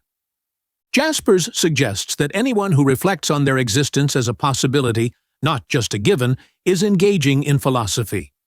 This potential to question, explore, and shape one's own existence defines what it means to be a philosopher, making philosophy accessible to all who think deeply about life. Quote 204. Philosophy must be able to pervade one individual within the span of one life. Jaspers stresses that for philosophy to have meaning, it must be something that can fully inhabit and influence a person's life during their lifetime. Philosophy is not just a theoretical pursuit. It must resonate with the individual's existence and be lived out in practice. Quote 205. The existence of philosophy is an activity of the individual human being. As such, it must have the character required by the human situation in existence. Jaspers highlights that philosophy is deeply tied to the individual's lived experience. It must reflect the realities and conditions of human existence, responding to the challenges, uncertainties, and possibilities that define each person's life. Quote 206. Philosophy as a thought structure focused upon the one is the growth of a system. Here, Jaspers describes how philosophy, while rooted in individual experience, seeks to form a comprehensive system of thought. This system is oriented toward understanding the singular truth, or the one, that ties together different aspects of existence and knowledge. Philosophy. Quote 207. Philosophizing is real as it pervades an individual life at a given moment. Jaspers emphasizes that philosophizing is not just an intellectual exercise, but something that becomes real when it deeply engages with a person's life in the present. It is a lived experience that influences how a person perceives and understands their existence at any given time. Quote 208. Philosophy, unlike science, is essentially incapable of progress. It is therefore called upon to be a whole, or it will be nothing.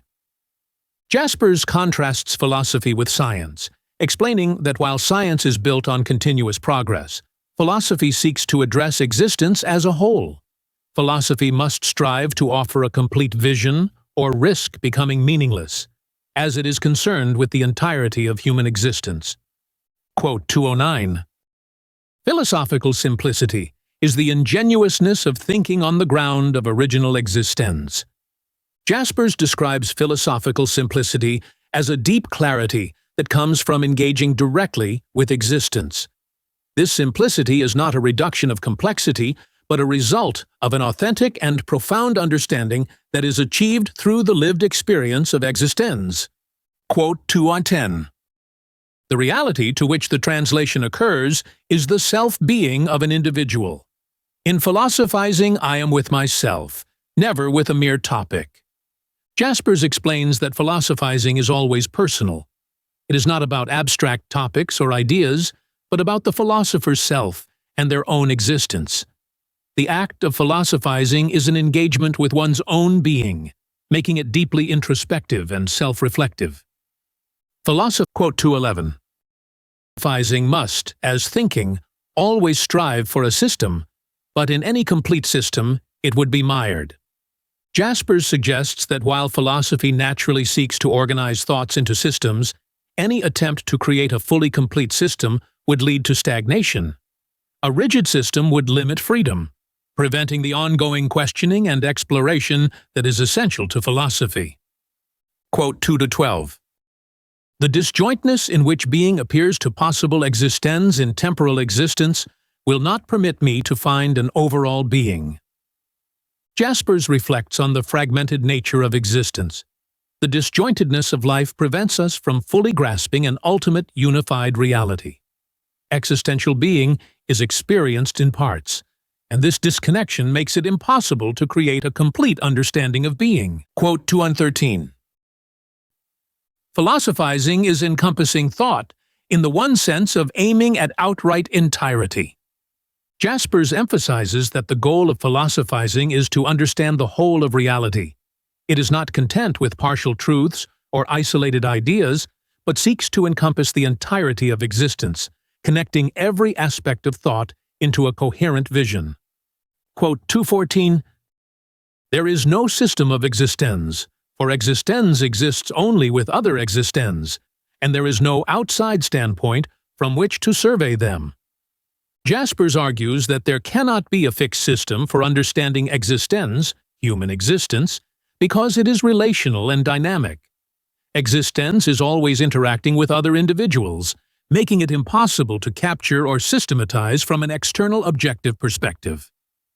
Quote 215.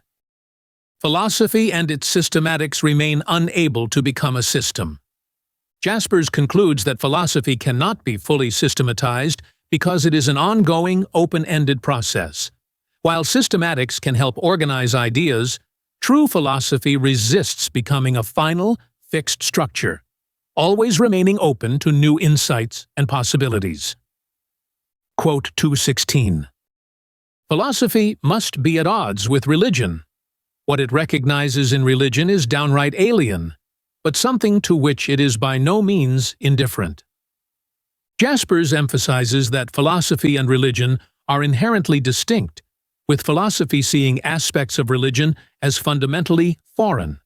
However, philosophy cannot ignore religion, as it recognizes the importance of the questions religion seeks to answer, even if it approaches them differently. Quote 217. Philosophy lies within all three, and is never without them. Common to them all is that they bestow on man his proper sense of being. Here, Jaspers suggests that philosophy is connected to religion, science, and art, as all three contribute to shaping a person's understanding of existence. Philosophy interacts with these domains, but remains distinct, providing its own approach to answering existential questions. Quote 218. The philosophical religious tension is absolute. A genuinely religious person may become a theologian, but without an inner break, he cannot become a philosopher. Jaspers argues that the divide between philosophy and religion is profound. A religious person might become a theologian, but becoming a philosopher requires a break with the religious framework. This shift represents a deeper transformation, as philosophy challenges religious certainty. Quote 219. Philosophy appears to need religious soil to grow in. After all, the religious tradition goes back to times immemorial, while philosophy began within our conscious history. Jaspers reflects on the historical relationship between philosophy and religion. He acknowledges that philosophy often develops in response to religious traditions, which provide a foundation for existential inquiry, even as philosophy ultimately diverges from religious thought. Quote 220. Philosophy is the radically last standpoint, or indeed no longer a standpoint. Jaspers emphasizes that philosophy transcends all other perspectives and does not represent a fixed viewpoint. It stands beyond specific systems of thought or frameworks, existing as the ultimate form of inquiry without being confined to any particular orientation. Quote 221. Philosophy is distinct from religion, science, and art, and from those areas we hear judgments that would deny it the faculty of faith altogether. Jaspers notes that philosophy is often seen as separate from religion, science, and art, with each domain sometimes denying philosophy's ability to engage with faith. Despite this, philosophy continuously interacts with and differentiates itself from these areas, retaining its own unique approach to understanding truth. Quote 222. Religion can exist by itself. It needs no complement, and it knows philosophy only as a threat. Jaspers points out that religion is self-sufficient and does not require philosophy to validate its beliefs. In fact, religion often perceives philosophy as a challenge to its authority, especially when philosophy questions or analyzes religious dogma. Quote 223. Philosophy will fight against religion, but always against a specific religion, and specifically against the untruth of its decline into real objectivity. Jaspers argues that philosophy does not oppose religion as a whole, but rather challenges specific forms of religion that become overly rigid or materialistic. Philosophy seeks to confront the moments when religion loses its spiritual depth and turns into an institution focused on external, objective forms, rather than inner transcendence. Quote 224. Cogent knowledge never gets underneath. It applies relatively and particularly, and is unshakable in itself, but it does not answer any vital question. Jaspers points out that while cogent empirical knowledge is reliable and consistent within its domain, it does not address the deeper existential questions of life. This type of knowledge is limited in scope and cannot penetrate the fundamental mysteries of human existence. Quote 225. Philosophical independence does need authoritative tradition to develop substance, and it needs to interact with this tradition to come to itself. Jaspers acknowledges that philosophy requires engagement with tradition to form a meaningful foundation. Although philosophy seeks independence, it must also recognize and interact with established traditions to develop its substance and come into its own. Quote 226. But existence is original only when it is historic, and historic only when it is original. Jaspers emphasizes the intertwined nature of existence, human existence, and history. Existence gains its originality through its historical context, and history is meaningful only when it is lived authentically. This dynamic relationship highlights how personal existence is shaped by and contributes to history. Quote 227. The philosophers can only be companions. They can be neither authorities nor servants of an authority. Jaspers underscores the role of philosophers as guides or companions in the search for truth.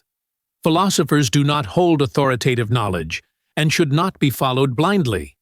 Instead, they offer insight and perspective, while encouraging others to engage in their own existential exploration. Quote 228. Philosophy grows in fact on the soil of a religious substance, whose formulated appearance it is fighting at the same time. Jaspers explains that philosophy often emerges from religious traditions, even as it challenges and questions them. philosophy engages in a dialectical relationship with religion, both drawing from and resisting its influence in order to develop a more independent understanding of existence. Quote 229. Philosophy and religion affect the whole of man by penetrating all the spheres of his existence without being spheres themselves. Jaspers emphasizes that both philosophy and religion influence every aspect of human life. However, they are not confined to any one specific sphere, such as science or politics. Instead, they operate beyond such categories, touching upon the entirety of human existence. Quote 230. Philosophy is both more and less than science. It is more because it pursues unconditional truth, and less because it does not provide cogent, empirical validation. Jaspers explains that philosophy differs from science in its pursuit of ultimate truth. While science offers empirically validated knowledge, philosophy seeks a deeper, unconditional truth that goes beyond the limits of scientific inquiry. This makes philosophy both broader and less certain in its conclusions. Quote 231. Philosophy expresses thoughts that have the character of possibilities. Its positivity is true only as detachment, as appeal, as conjuring. Jaspers suggests that philosophical insights are not rigid conclusions but rather possibilities. Philosophy invites reflection and interpretation, offering a perspective that cannot be fully fixed. Its truths are dynamic, and their value lies in their ability to provoke thought rather than provide definitive answers. Quote 232. Philosophical thoughts are compelling only when they are negative. Once these negative insights are no longer cogent, they become a way of transcending, and not until then are they properly philosophical. Jaspers argues that philosophy is most powerful when it challenges or negates accepted ideas. This negative approach opens the door to transcendence, leading to deeper insights that go beyond what is already known or accepted. True philosophizing occurs in the process of questioning and surpassing boundaries. Quote 233. Philosophy and science must part to ensure the certainty of their conjunction. Jaspers explains that philosophy and science need to remain distinct in order to complement each other effectively. While they can interact and inform each other, their methods and goals are different. Maintaining this separation ensures that each remains true to its nature, while still benefiting from their mutual influence. Quote 234. Philosophy and art affect the whole of man by penetrating all the spheres of his existence, without being spheres themselves. Jaspers emphasizes that both philosophy and art influence every aspect of human life. They transcend specific categories like science or politics, touching upon the entirety of human experience and being. However, they are not limited to being defined as mere spheres of activity. Quote 235. The artist and the philosopher want a whole. To the philosopher, the one unattainable whole is the goal and the consciousness of a way he will never complete. But the artist has completed a whole in each work. Jaspers contrasts the goals of philosophers and artists. While both seek wholeness, the philosopher's quest is never fully achieved, remaining an ongoing journey. In contrast, the artist creates a sense of wholeness in each individual work, achieving completeness in a way that philosophy cannot. Quote 236. Philosophizing is imperfectible in any work, while the work of art becomes perfect. Jaspers explains that philosophy can never be perfected in any single work, because it is an ongoing process of inquiry and thought. In contrast, a work of art can achieve a level of perfection within its own medium, creating a finished, complete piece that stands on its own. Quote 237. The adoption of art which philosophy leads to is false when the work of art is submitted to moral tests, or when the effects of art are analyzed in relation to a purpose. Jaspers warns against evaluating art through moral or utilitarian lenses. He argues that the true adoption of art, especially from a philosophical perspective, should focus on the experience and meaning of the work itself, rather than imposing external judgments or purposes upon it. Quote 238. Speculation is a thing in process. Instead of turning into art, metaphysical philosophy reveals to those who philosophize how truth can be seen in the forms of art. Jaspers highlights that metaphysical philosophy, like speculation, is an ongoing process that does not become art. However, it can help those who philosophize understand how truth manifests in artistic forms, linking philosophical inquiry with the insights gained through art. Philosophy, Volume 1 by Karl Jaspers, leaves readers with a powerful insight into the essential role of philosophical inquiry in understanding the human condition. Jaspers emphasizes that philosophy is not merely an academic pursuit, but a transformative process that connects individuals to their innermost potential for freedom, authenticity, and existential clarity. By engaging in philosophical reflection, Jaspers suggests that individuals can transcend superficial understandings and encounter a deeper sense of self, grounded in the pursuit of truth. Ultimately, his work serves as both a guide and an invitation to embrace philosophy as an existential act, affirming the capacity of human thought to illuminate life's most profound questions.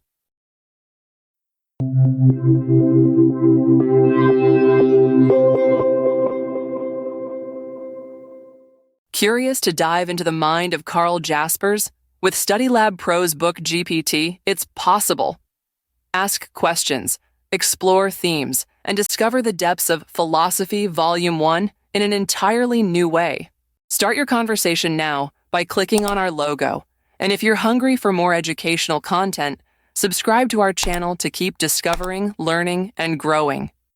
Want more than just videos? Click on our logo now to join us on our platform for multiple choice tests, in-depth content, and tools to help you ace your studies. Get started now.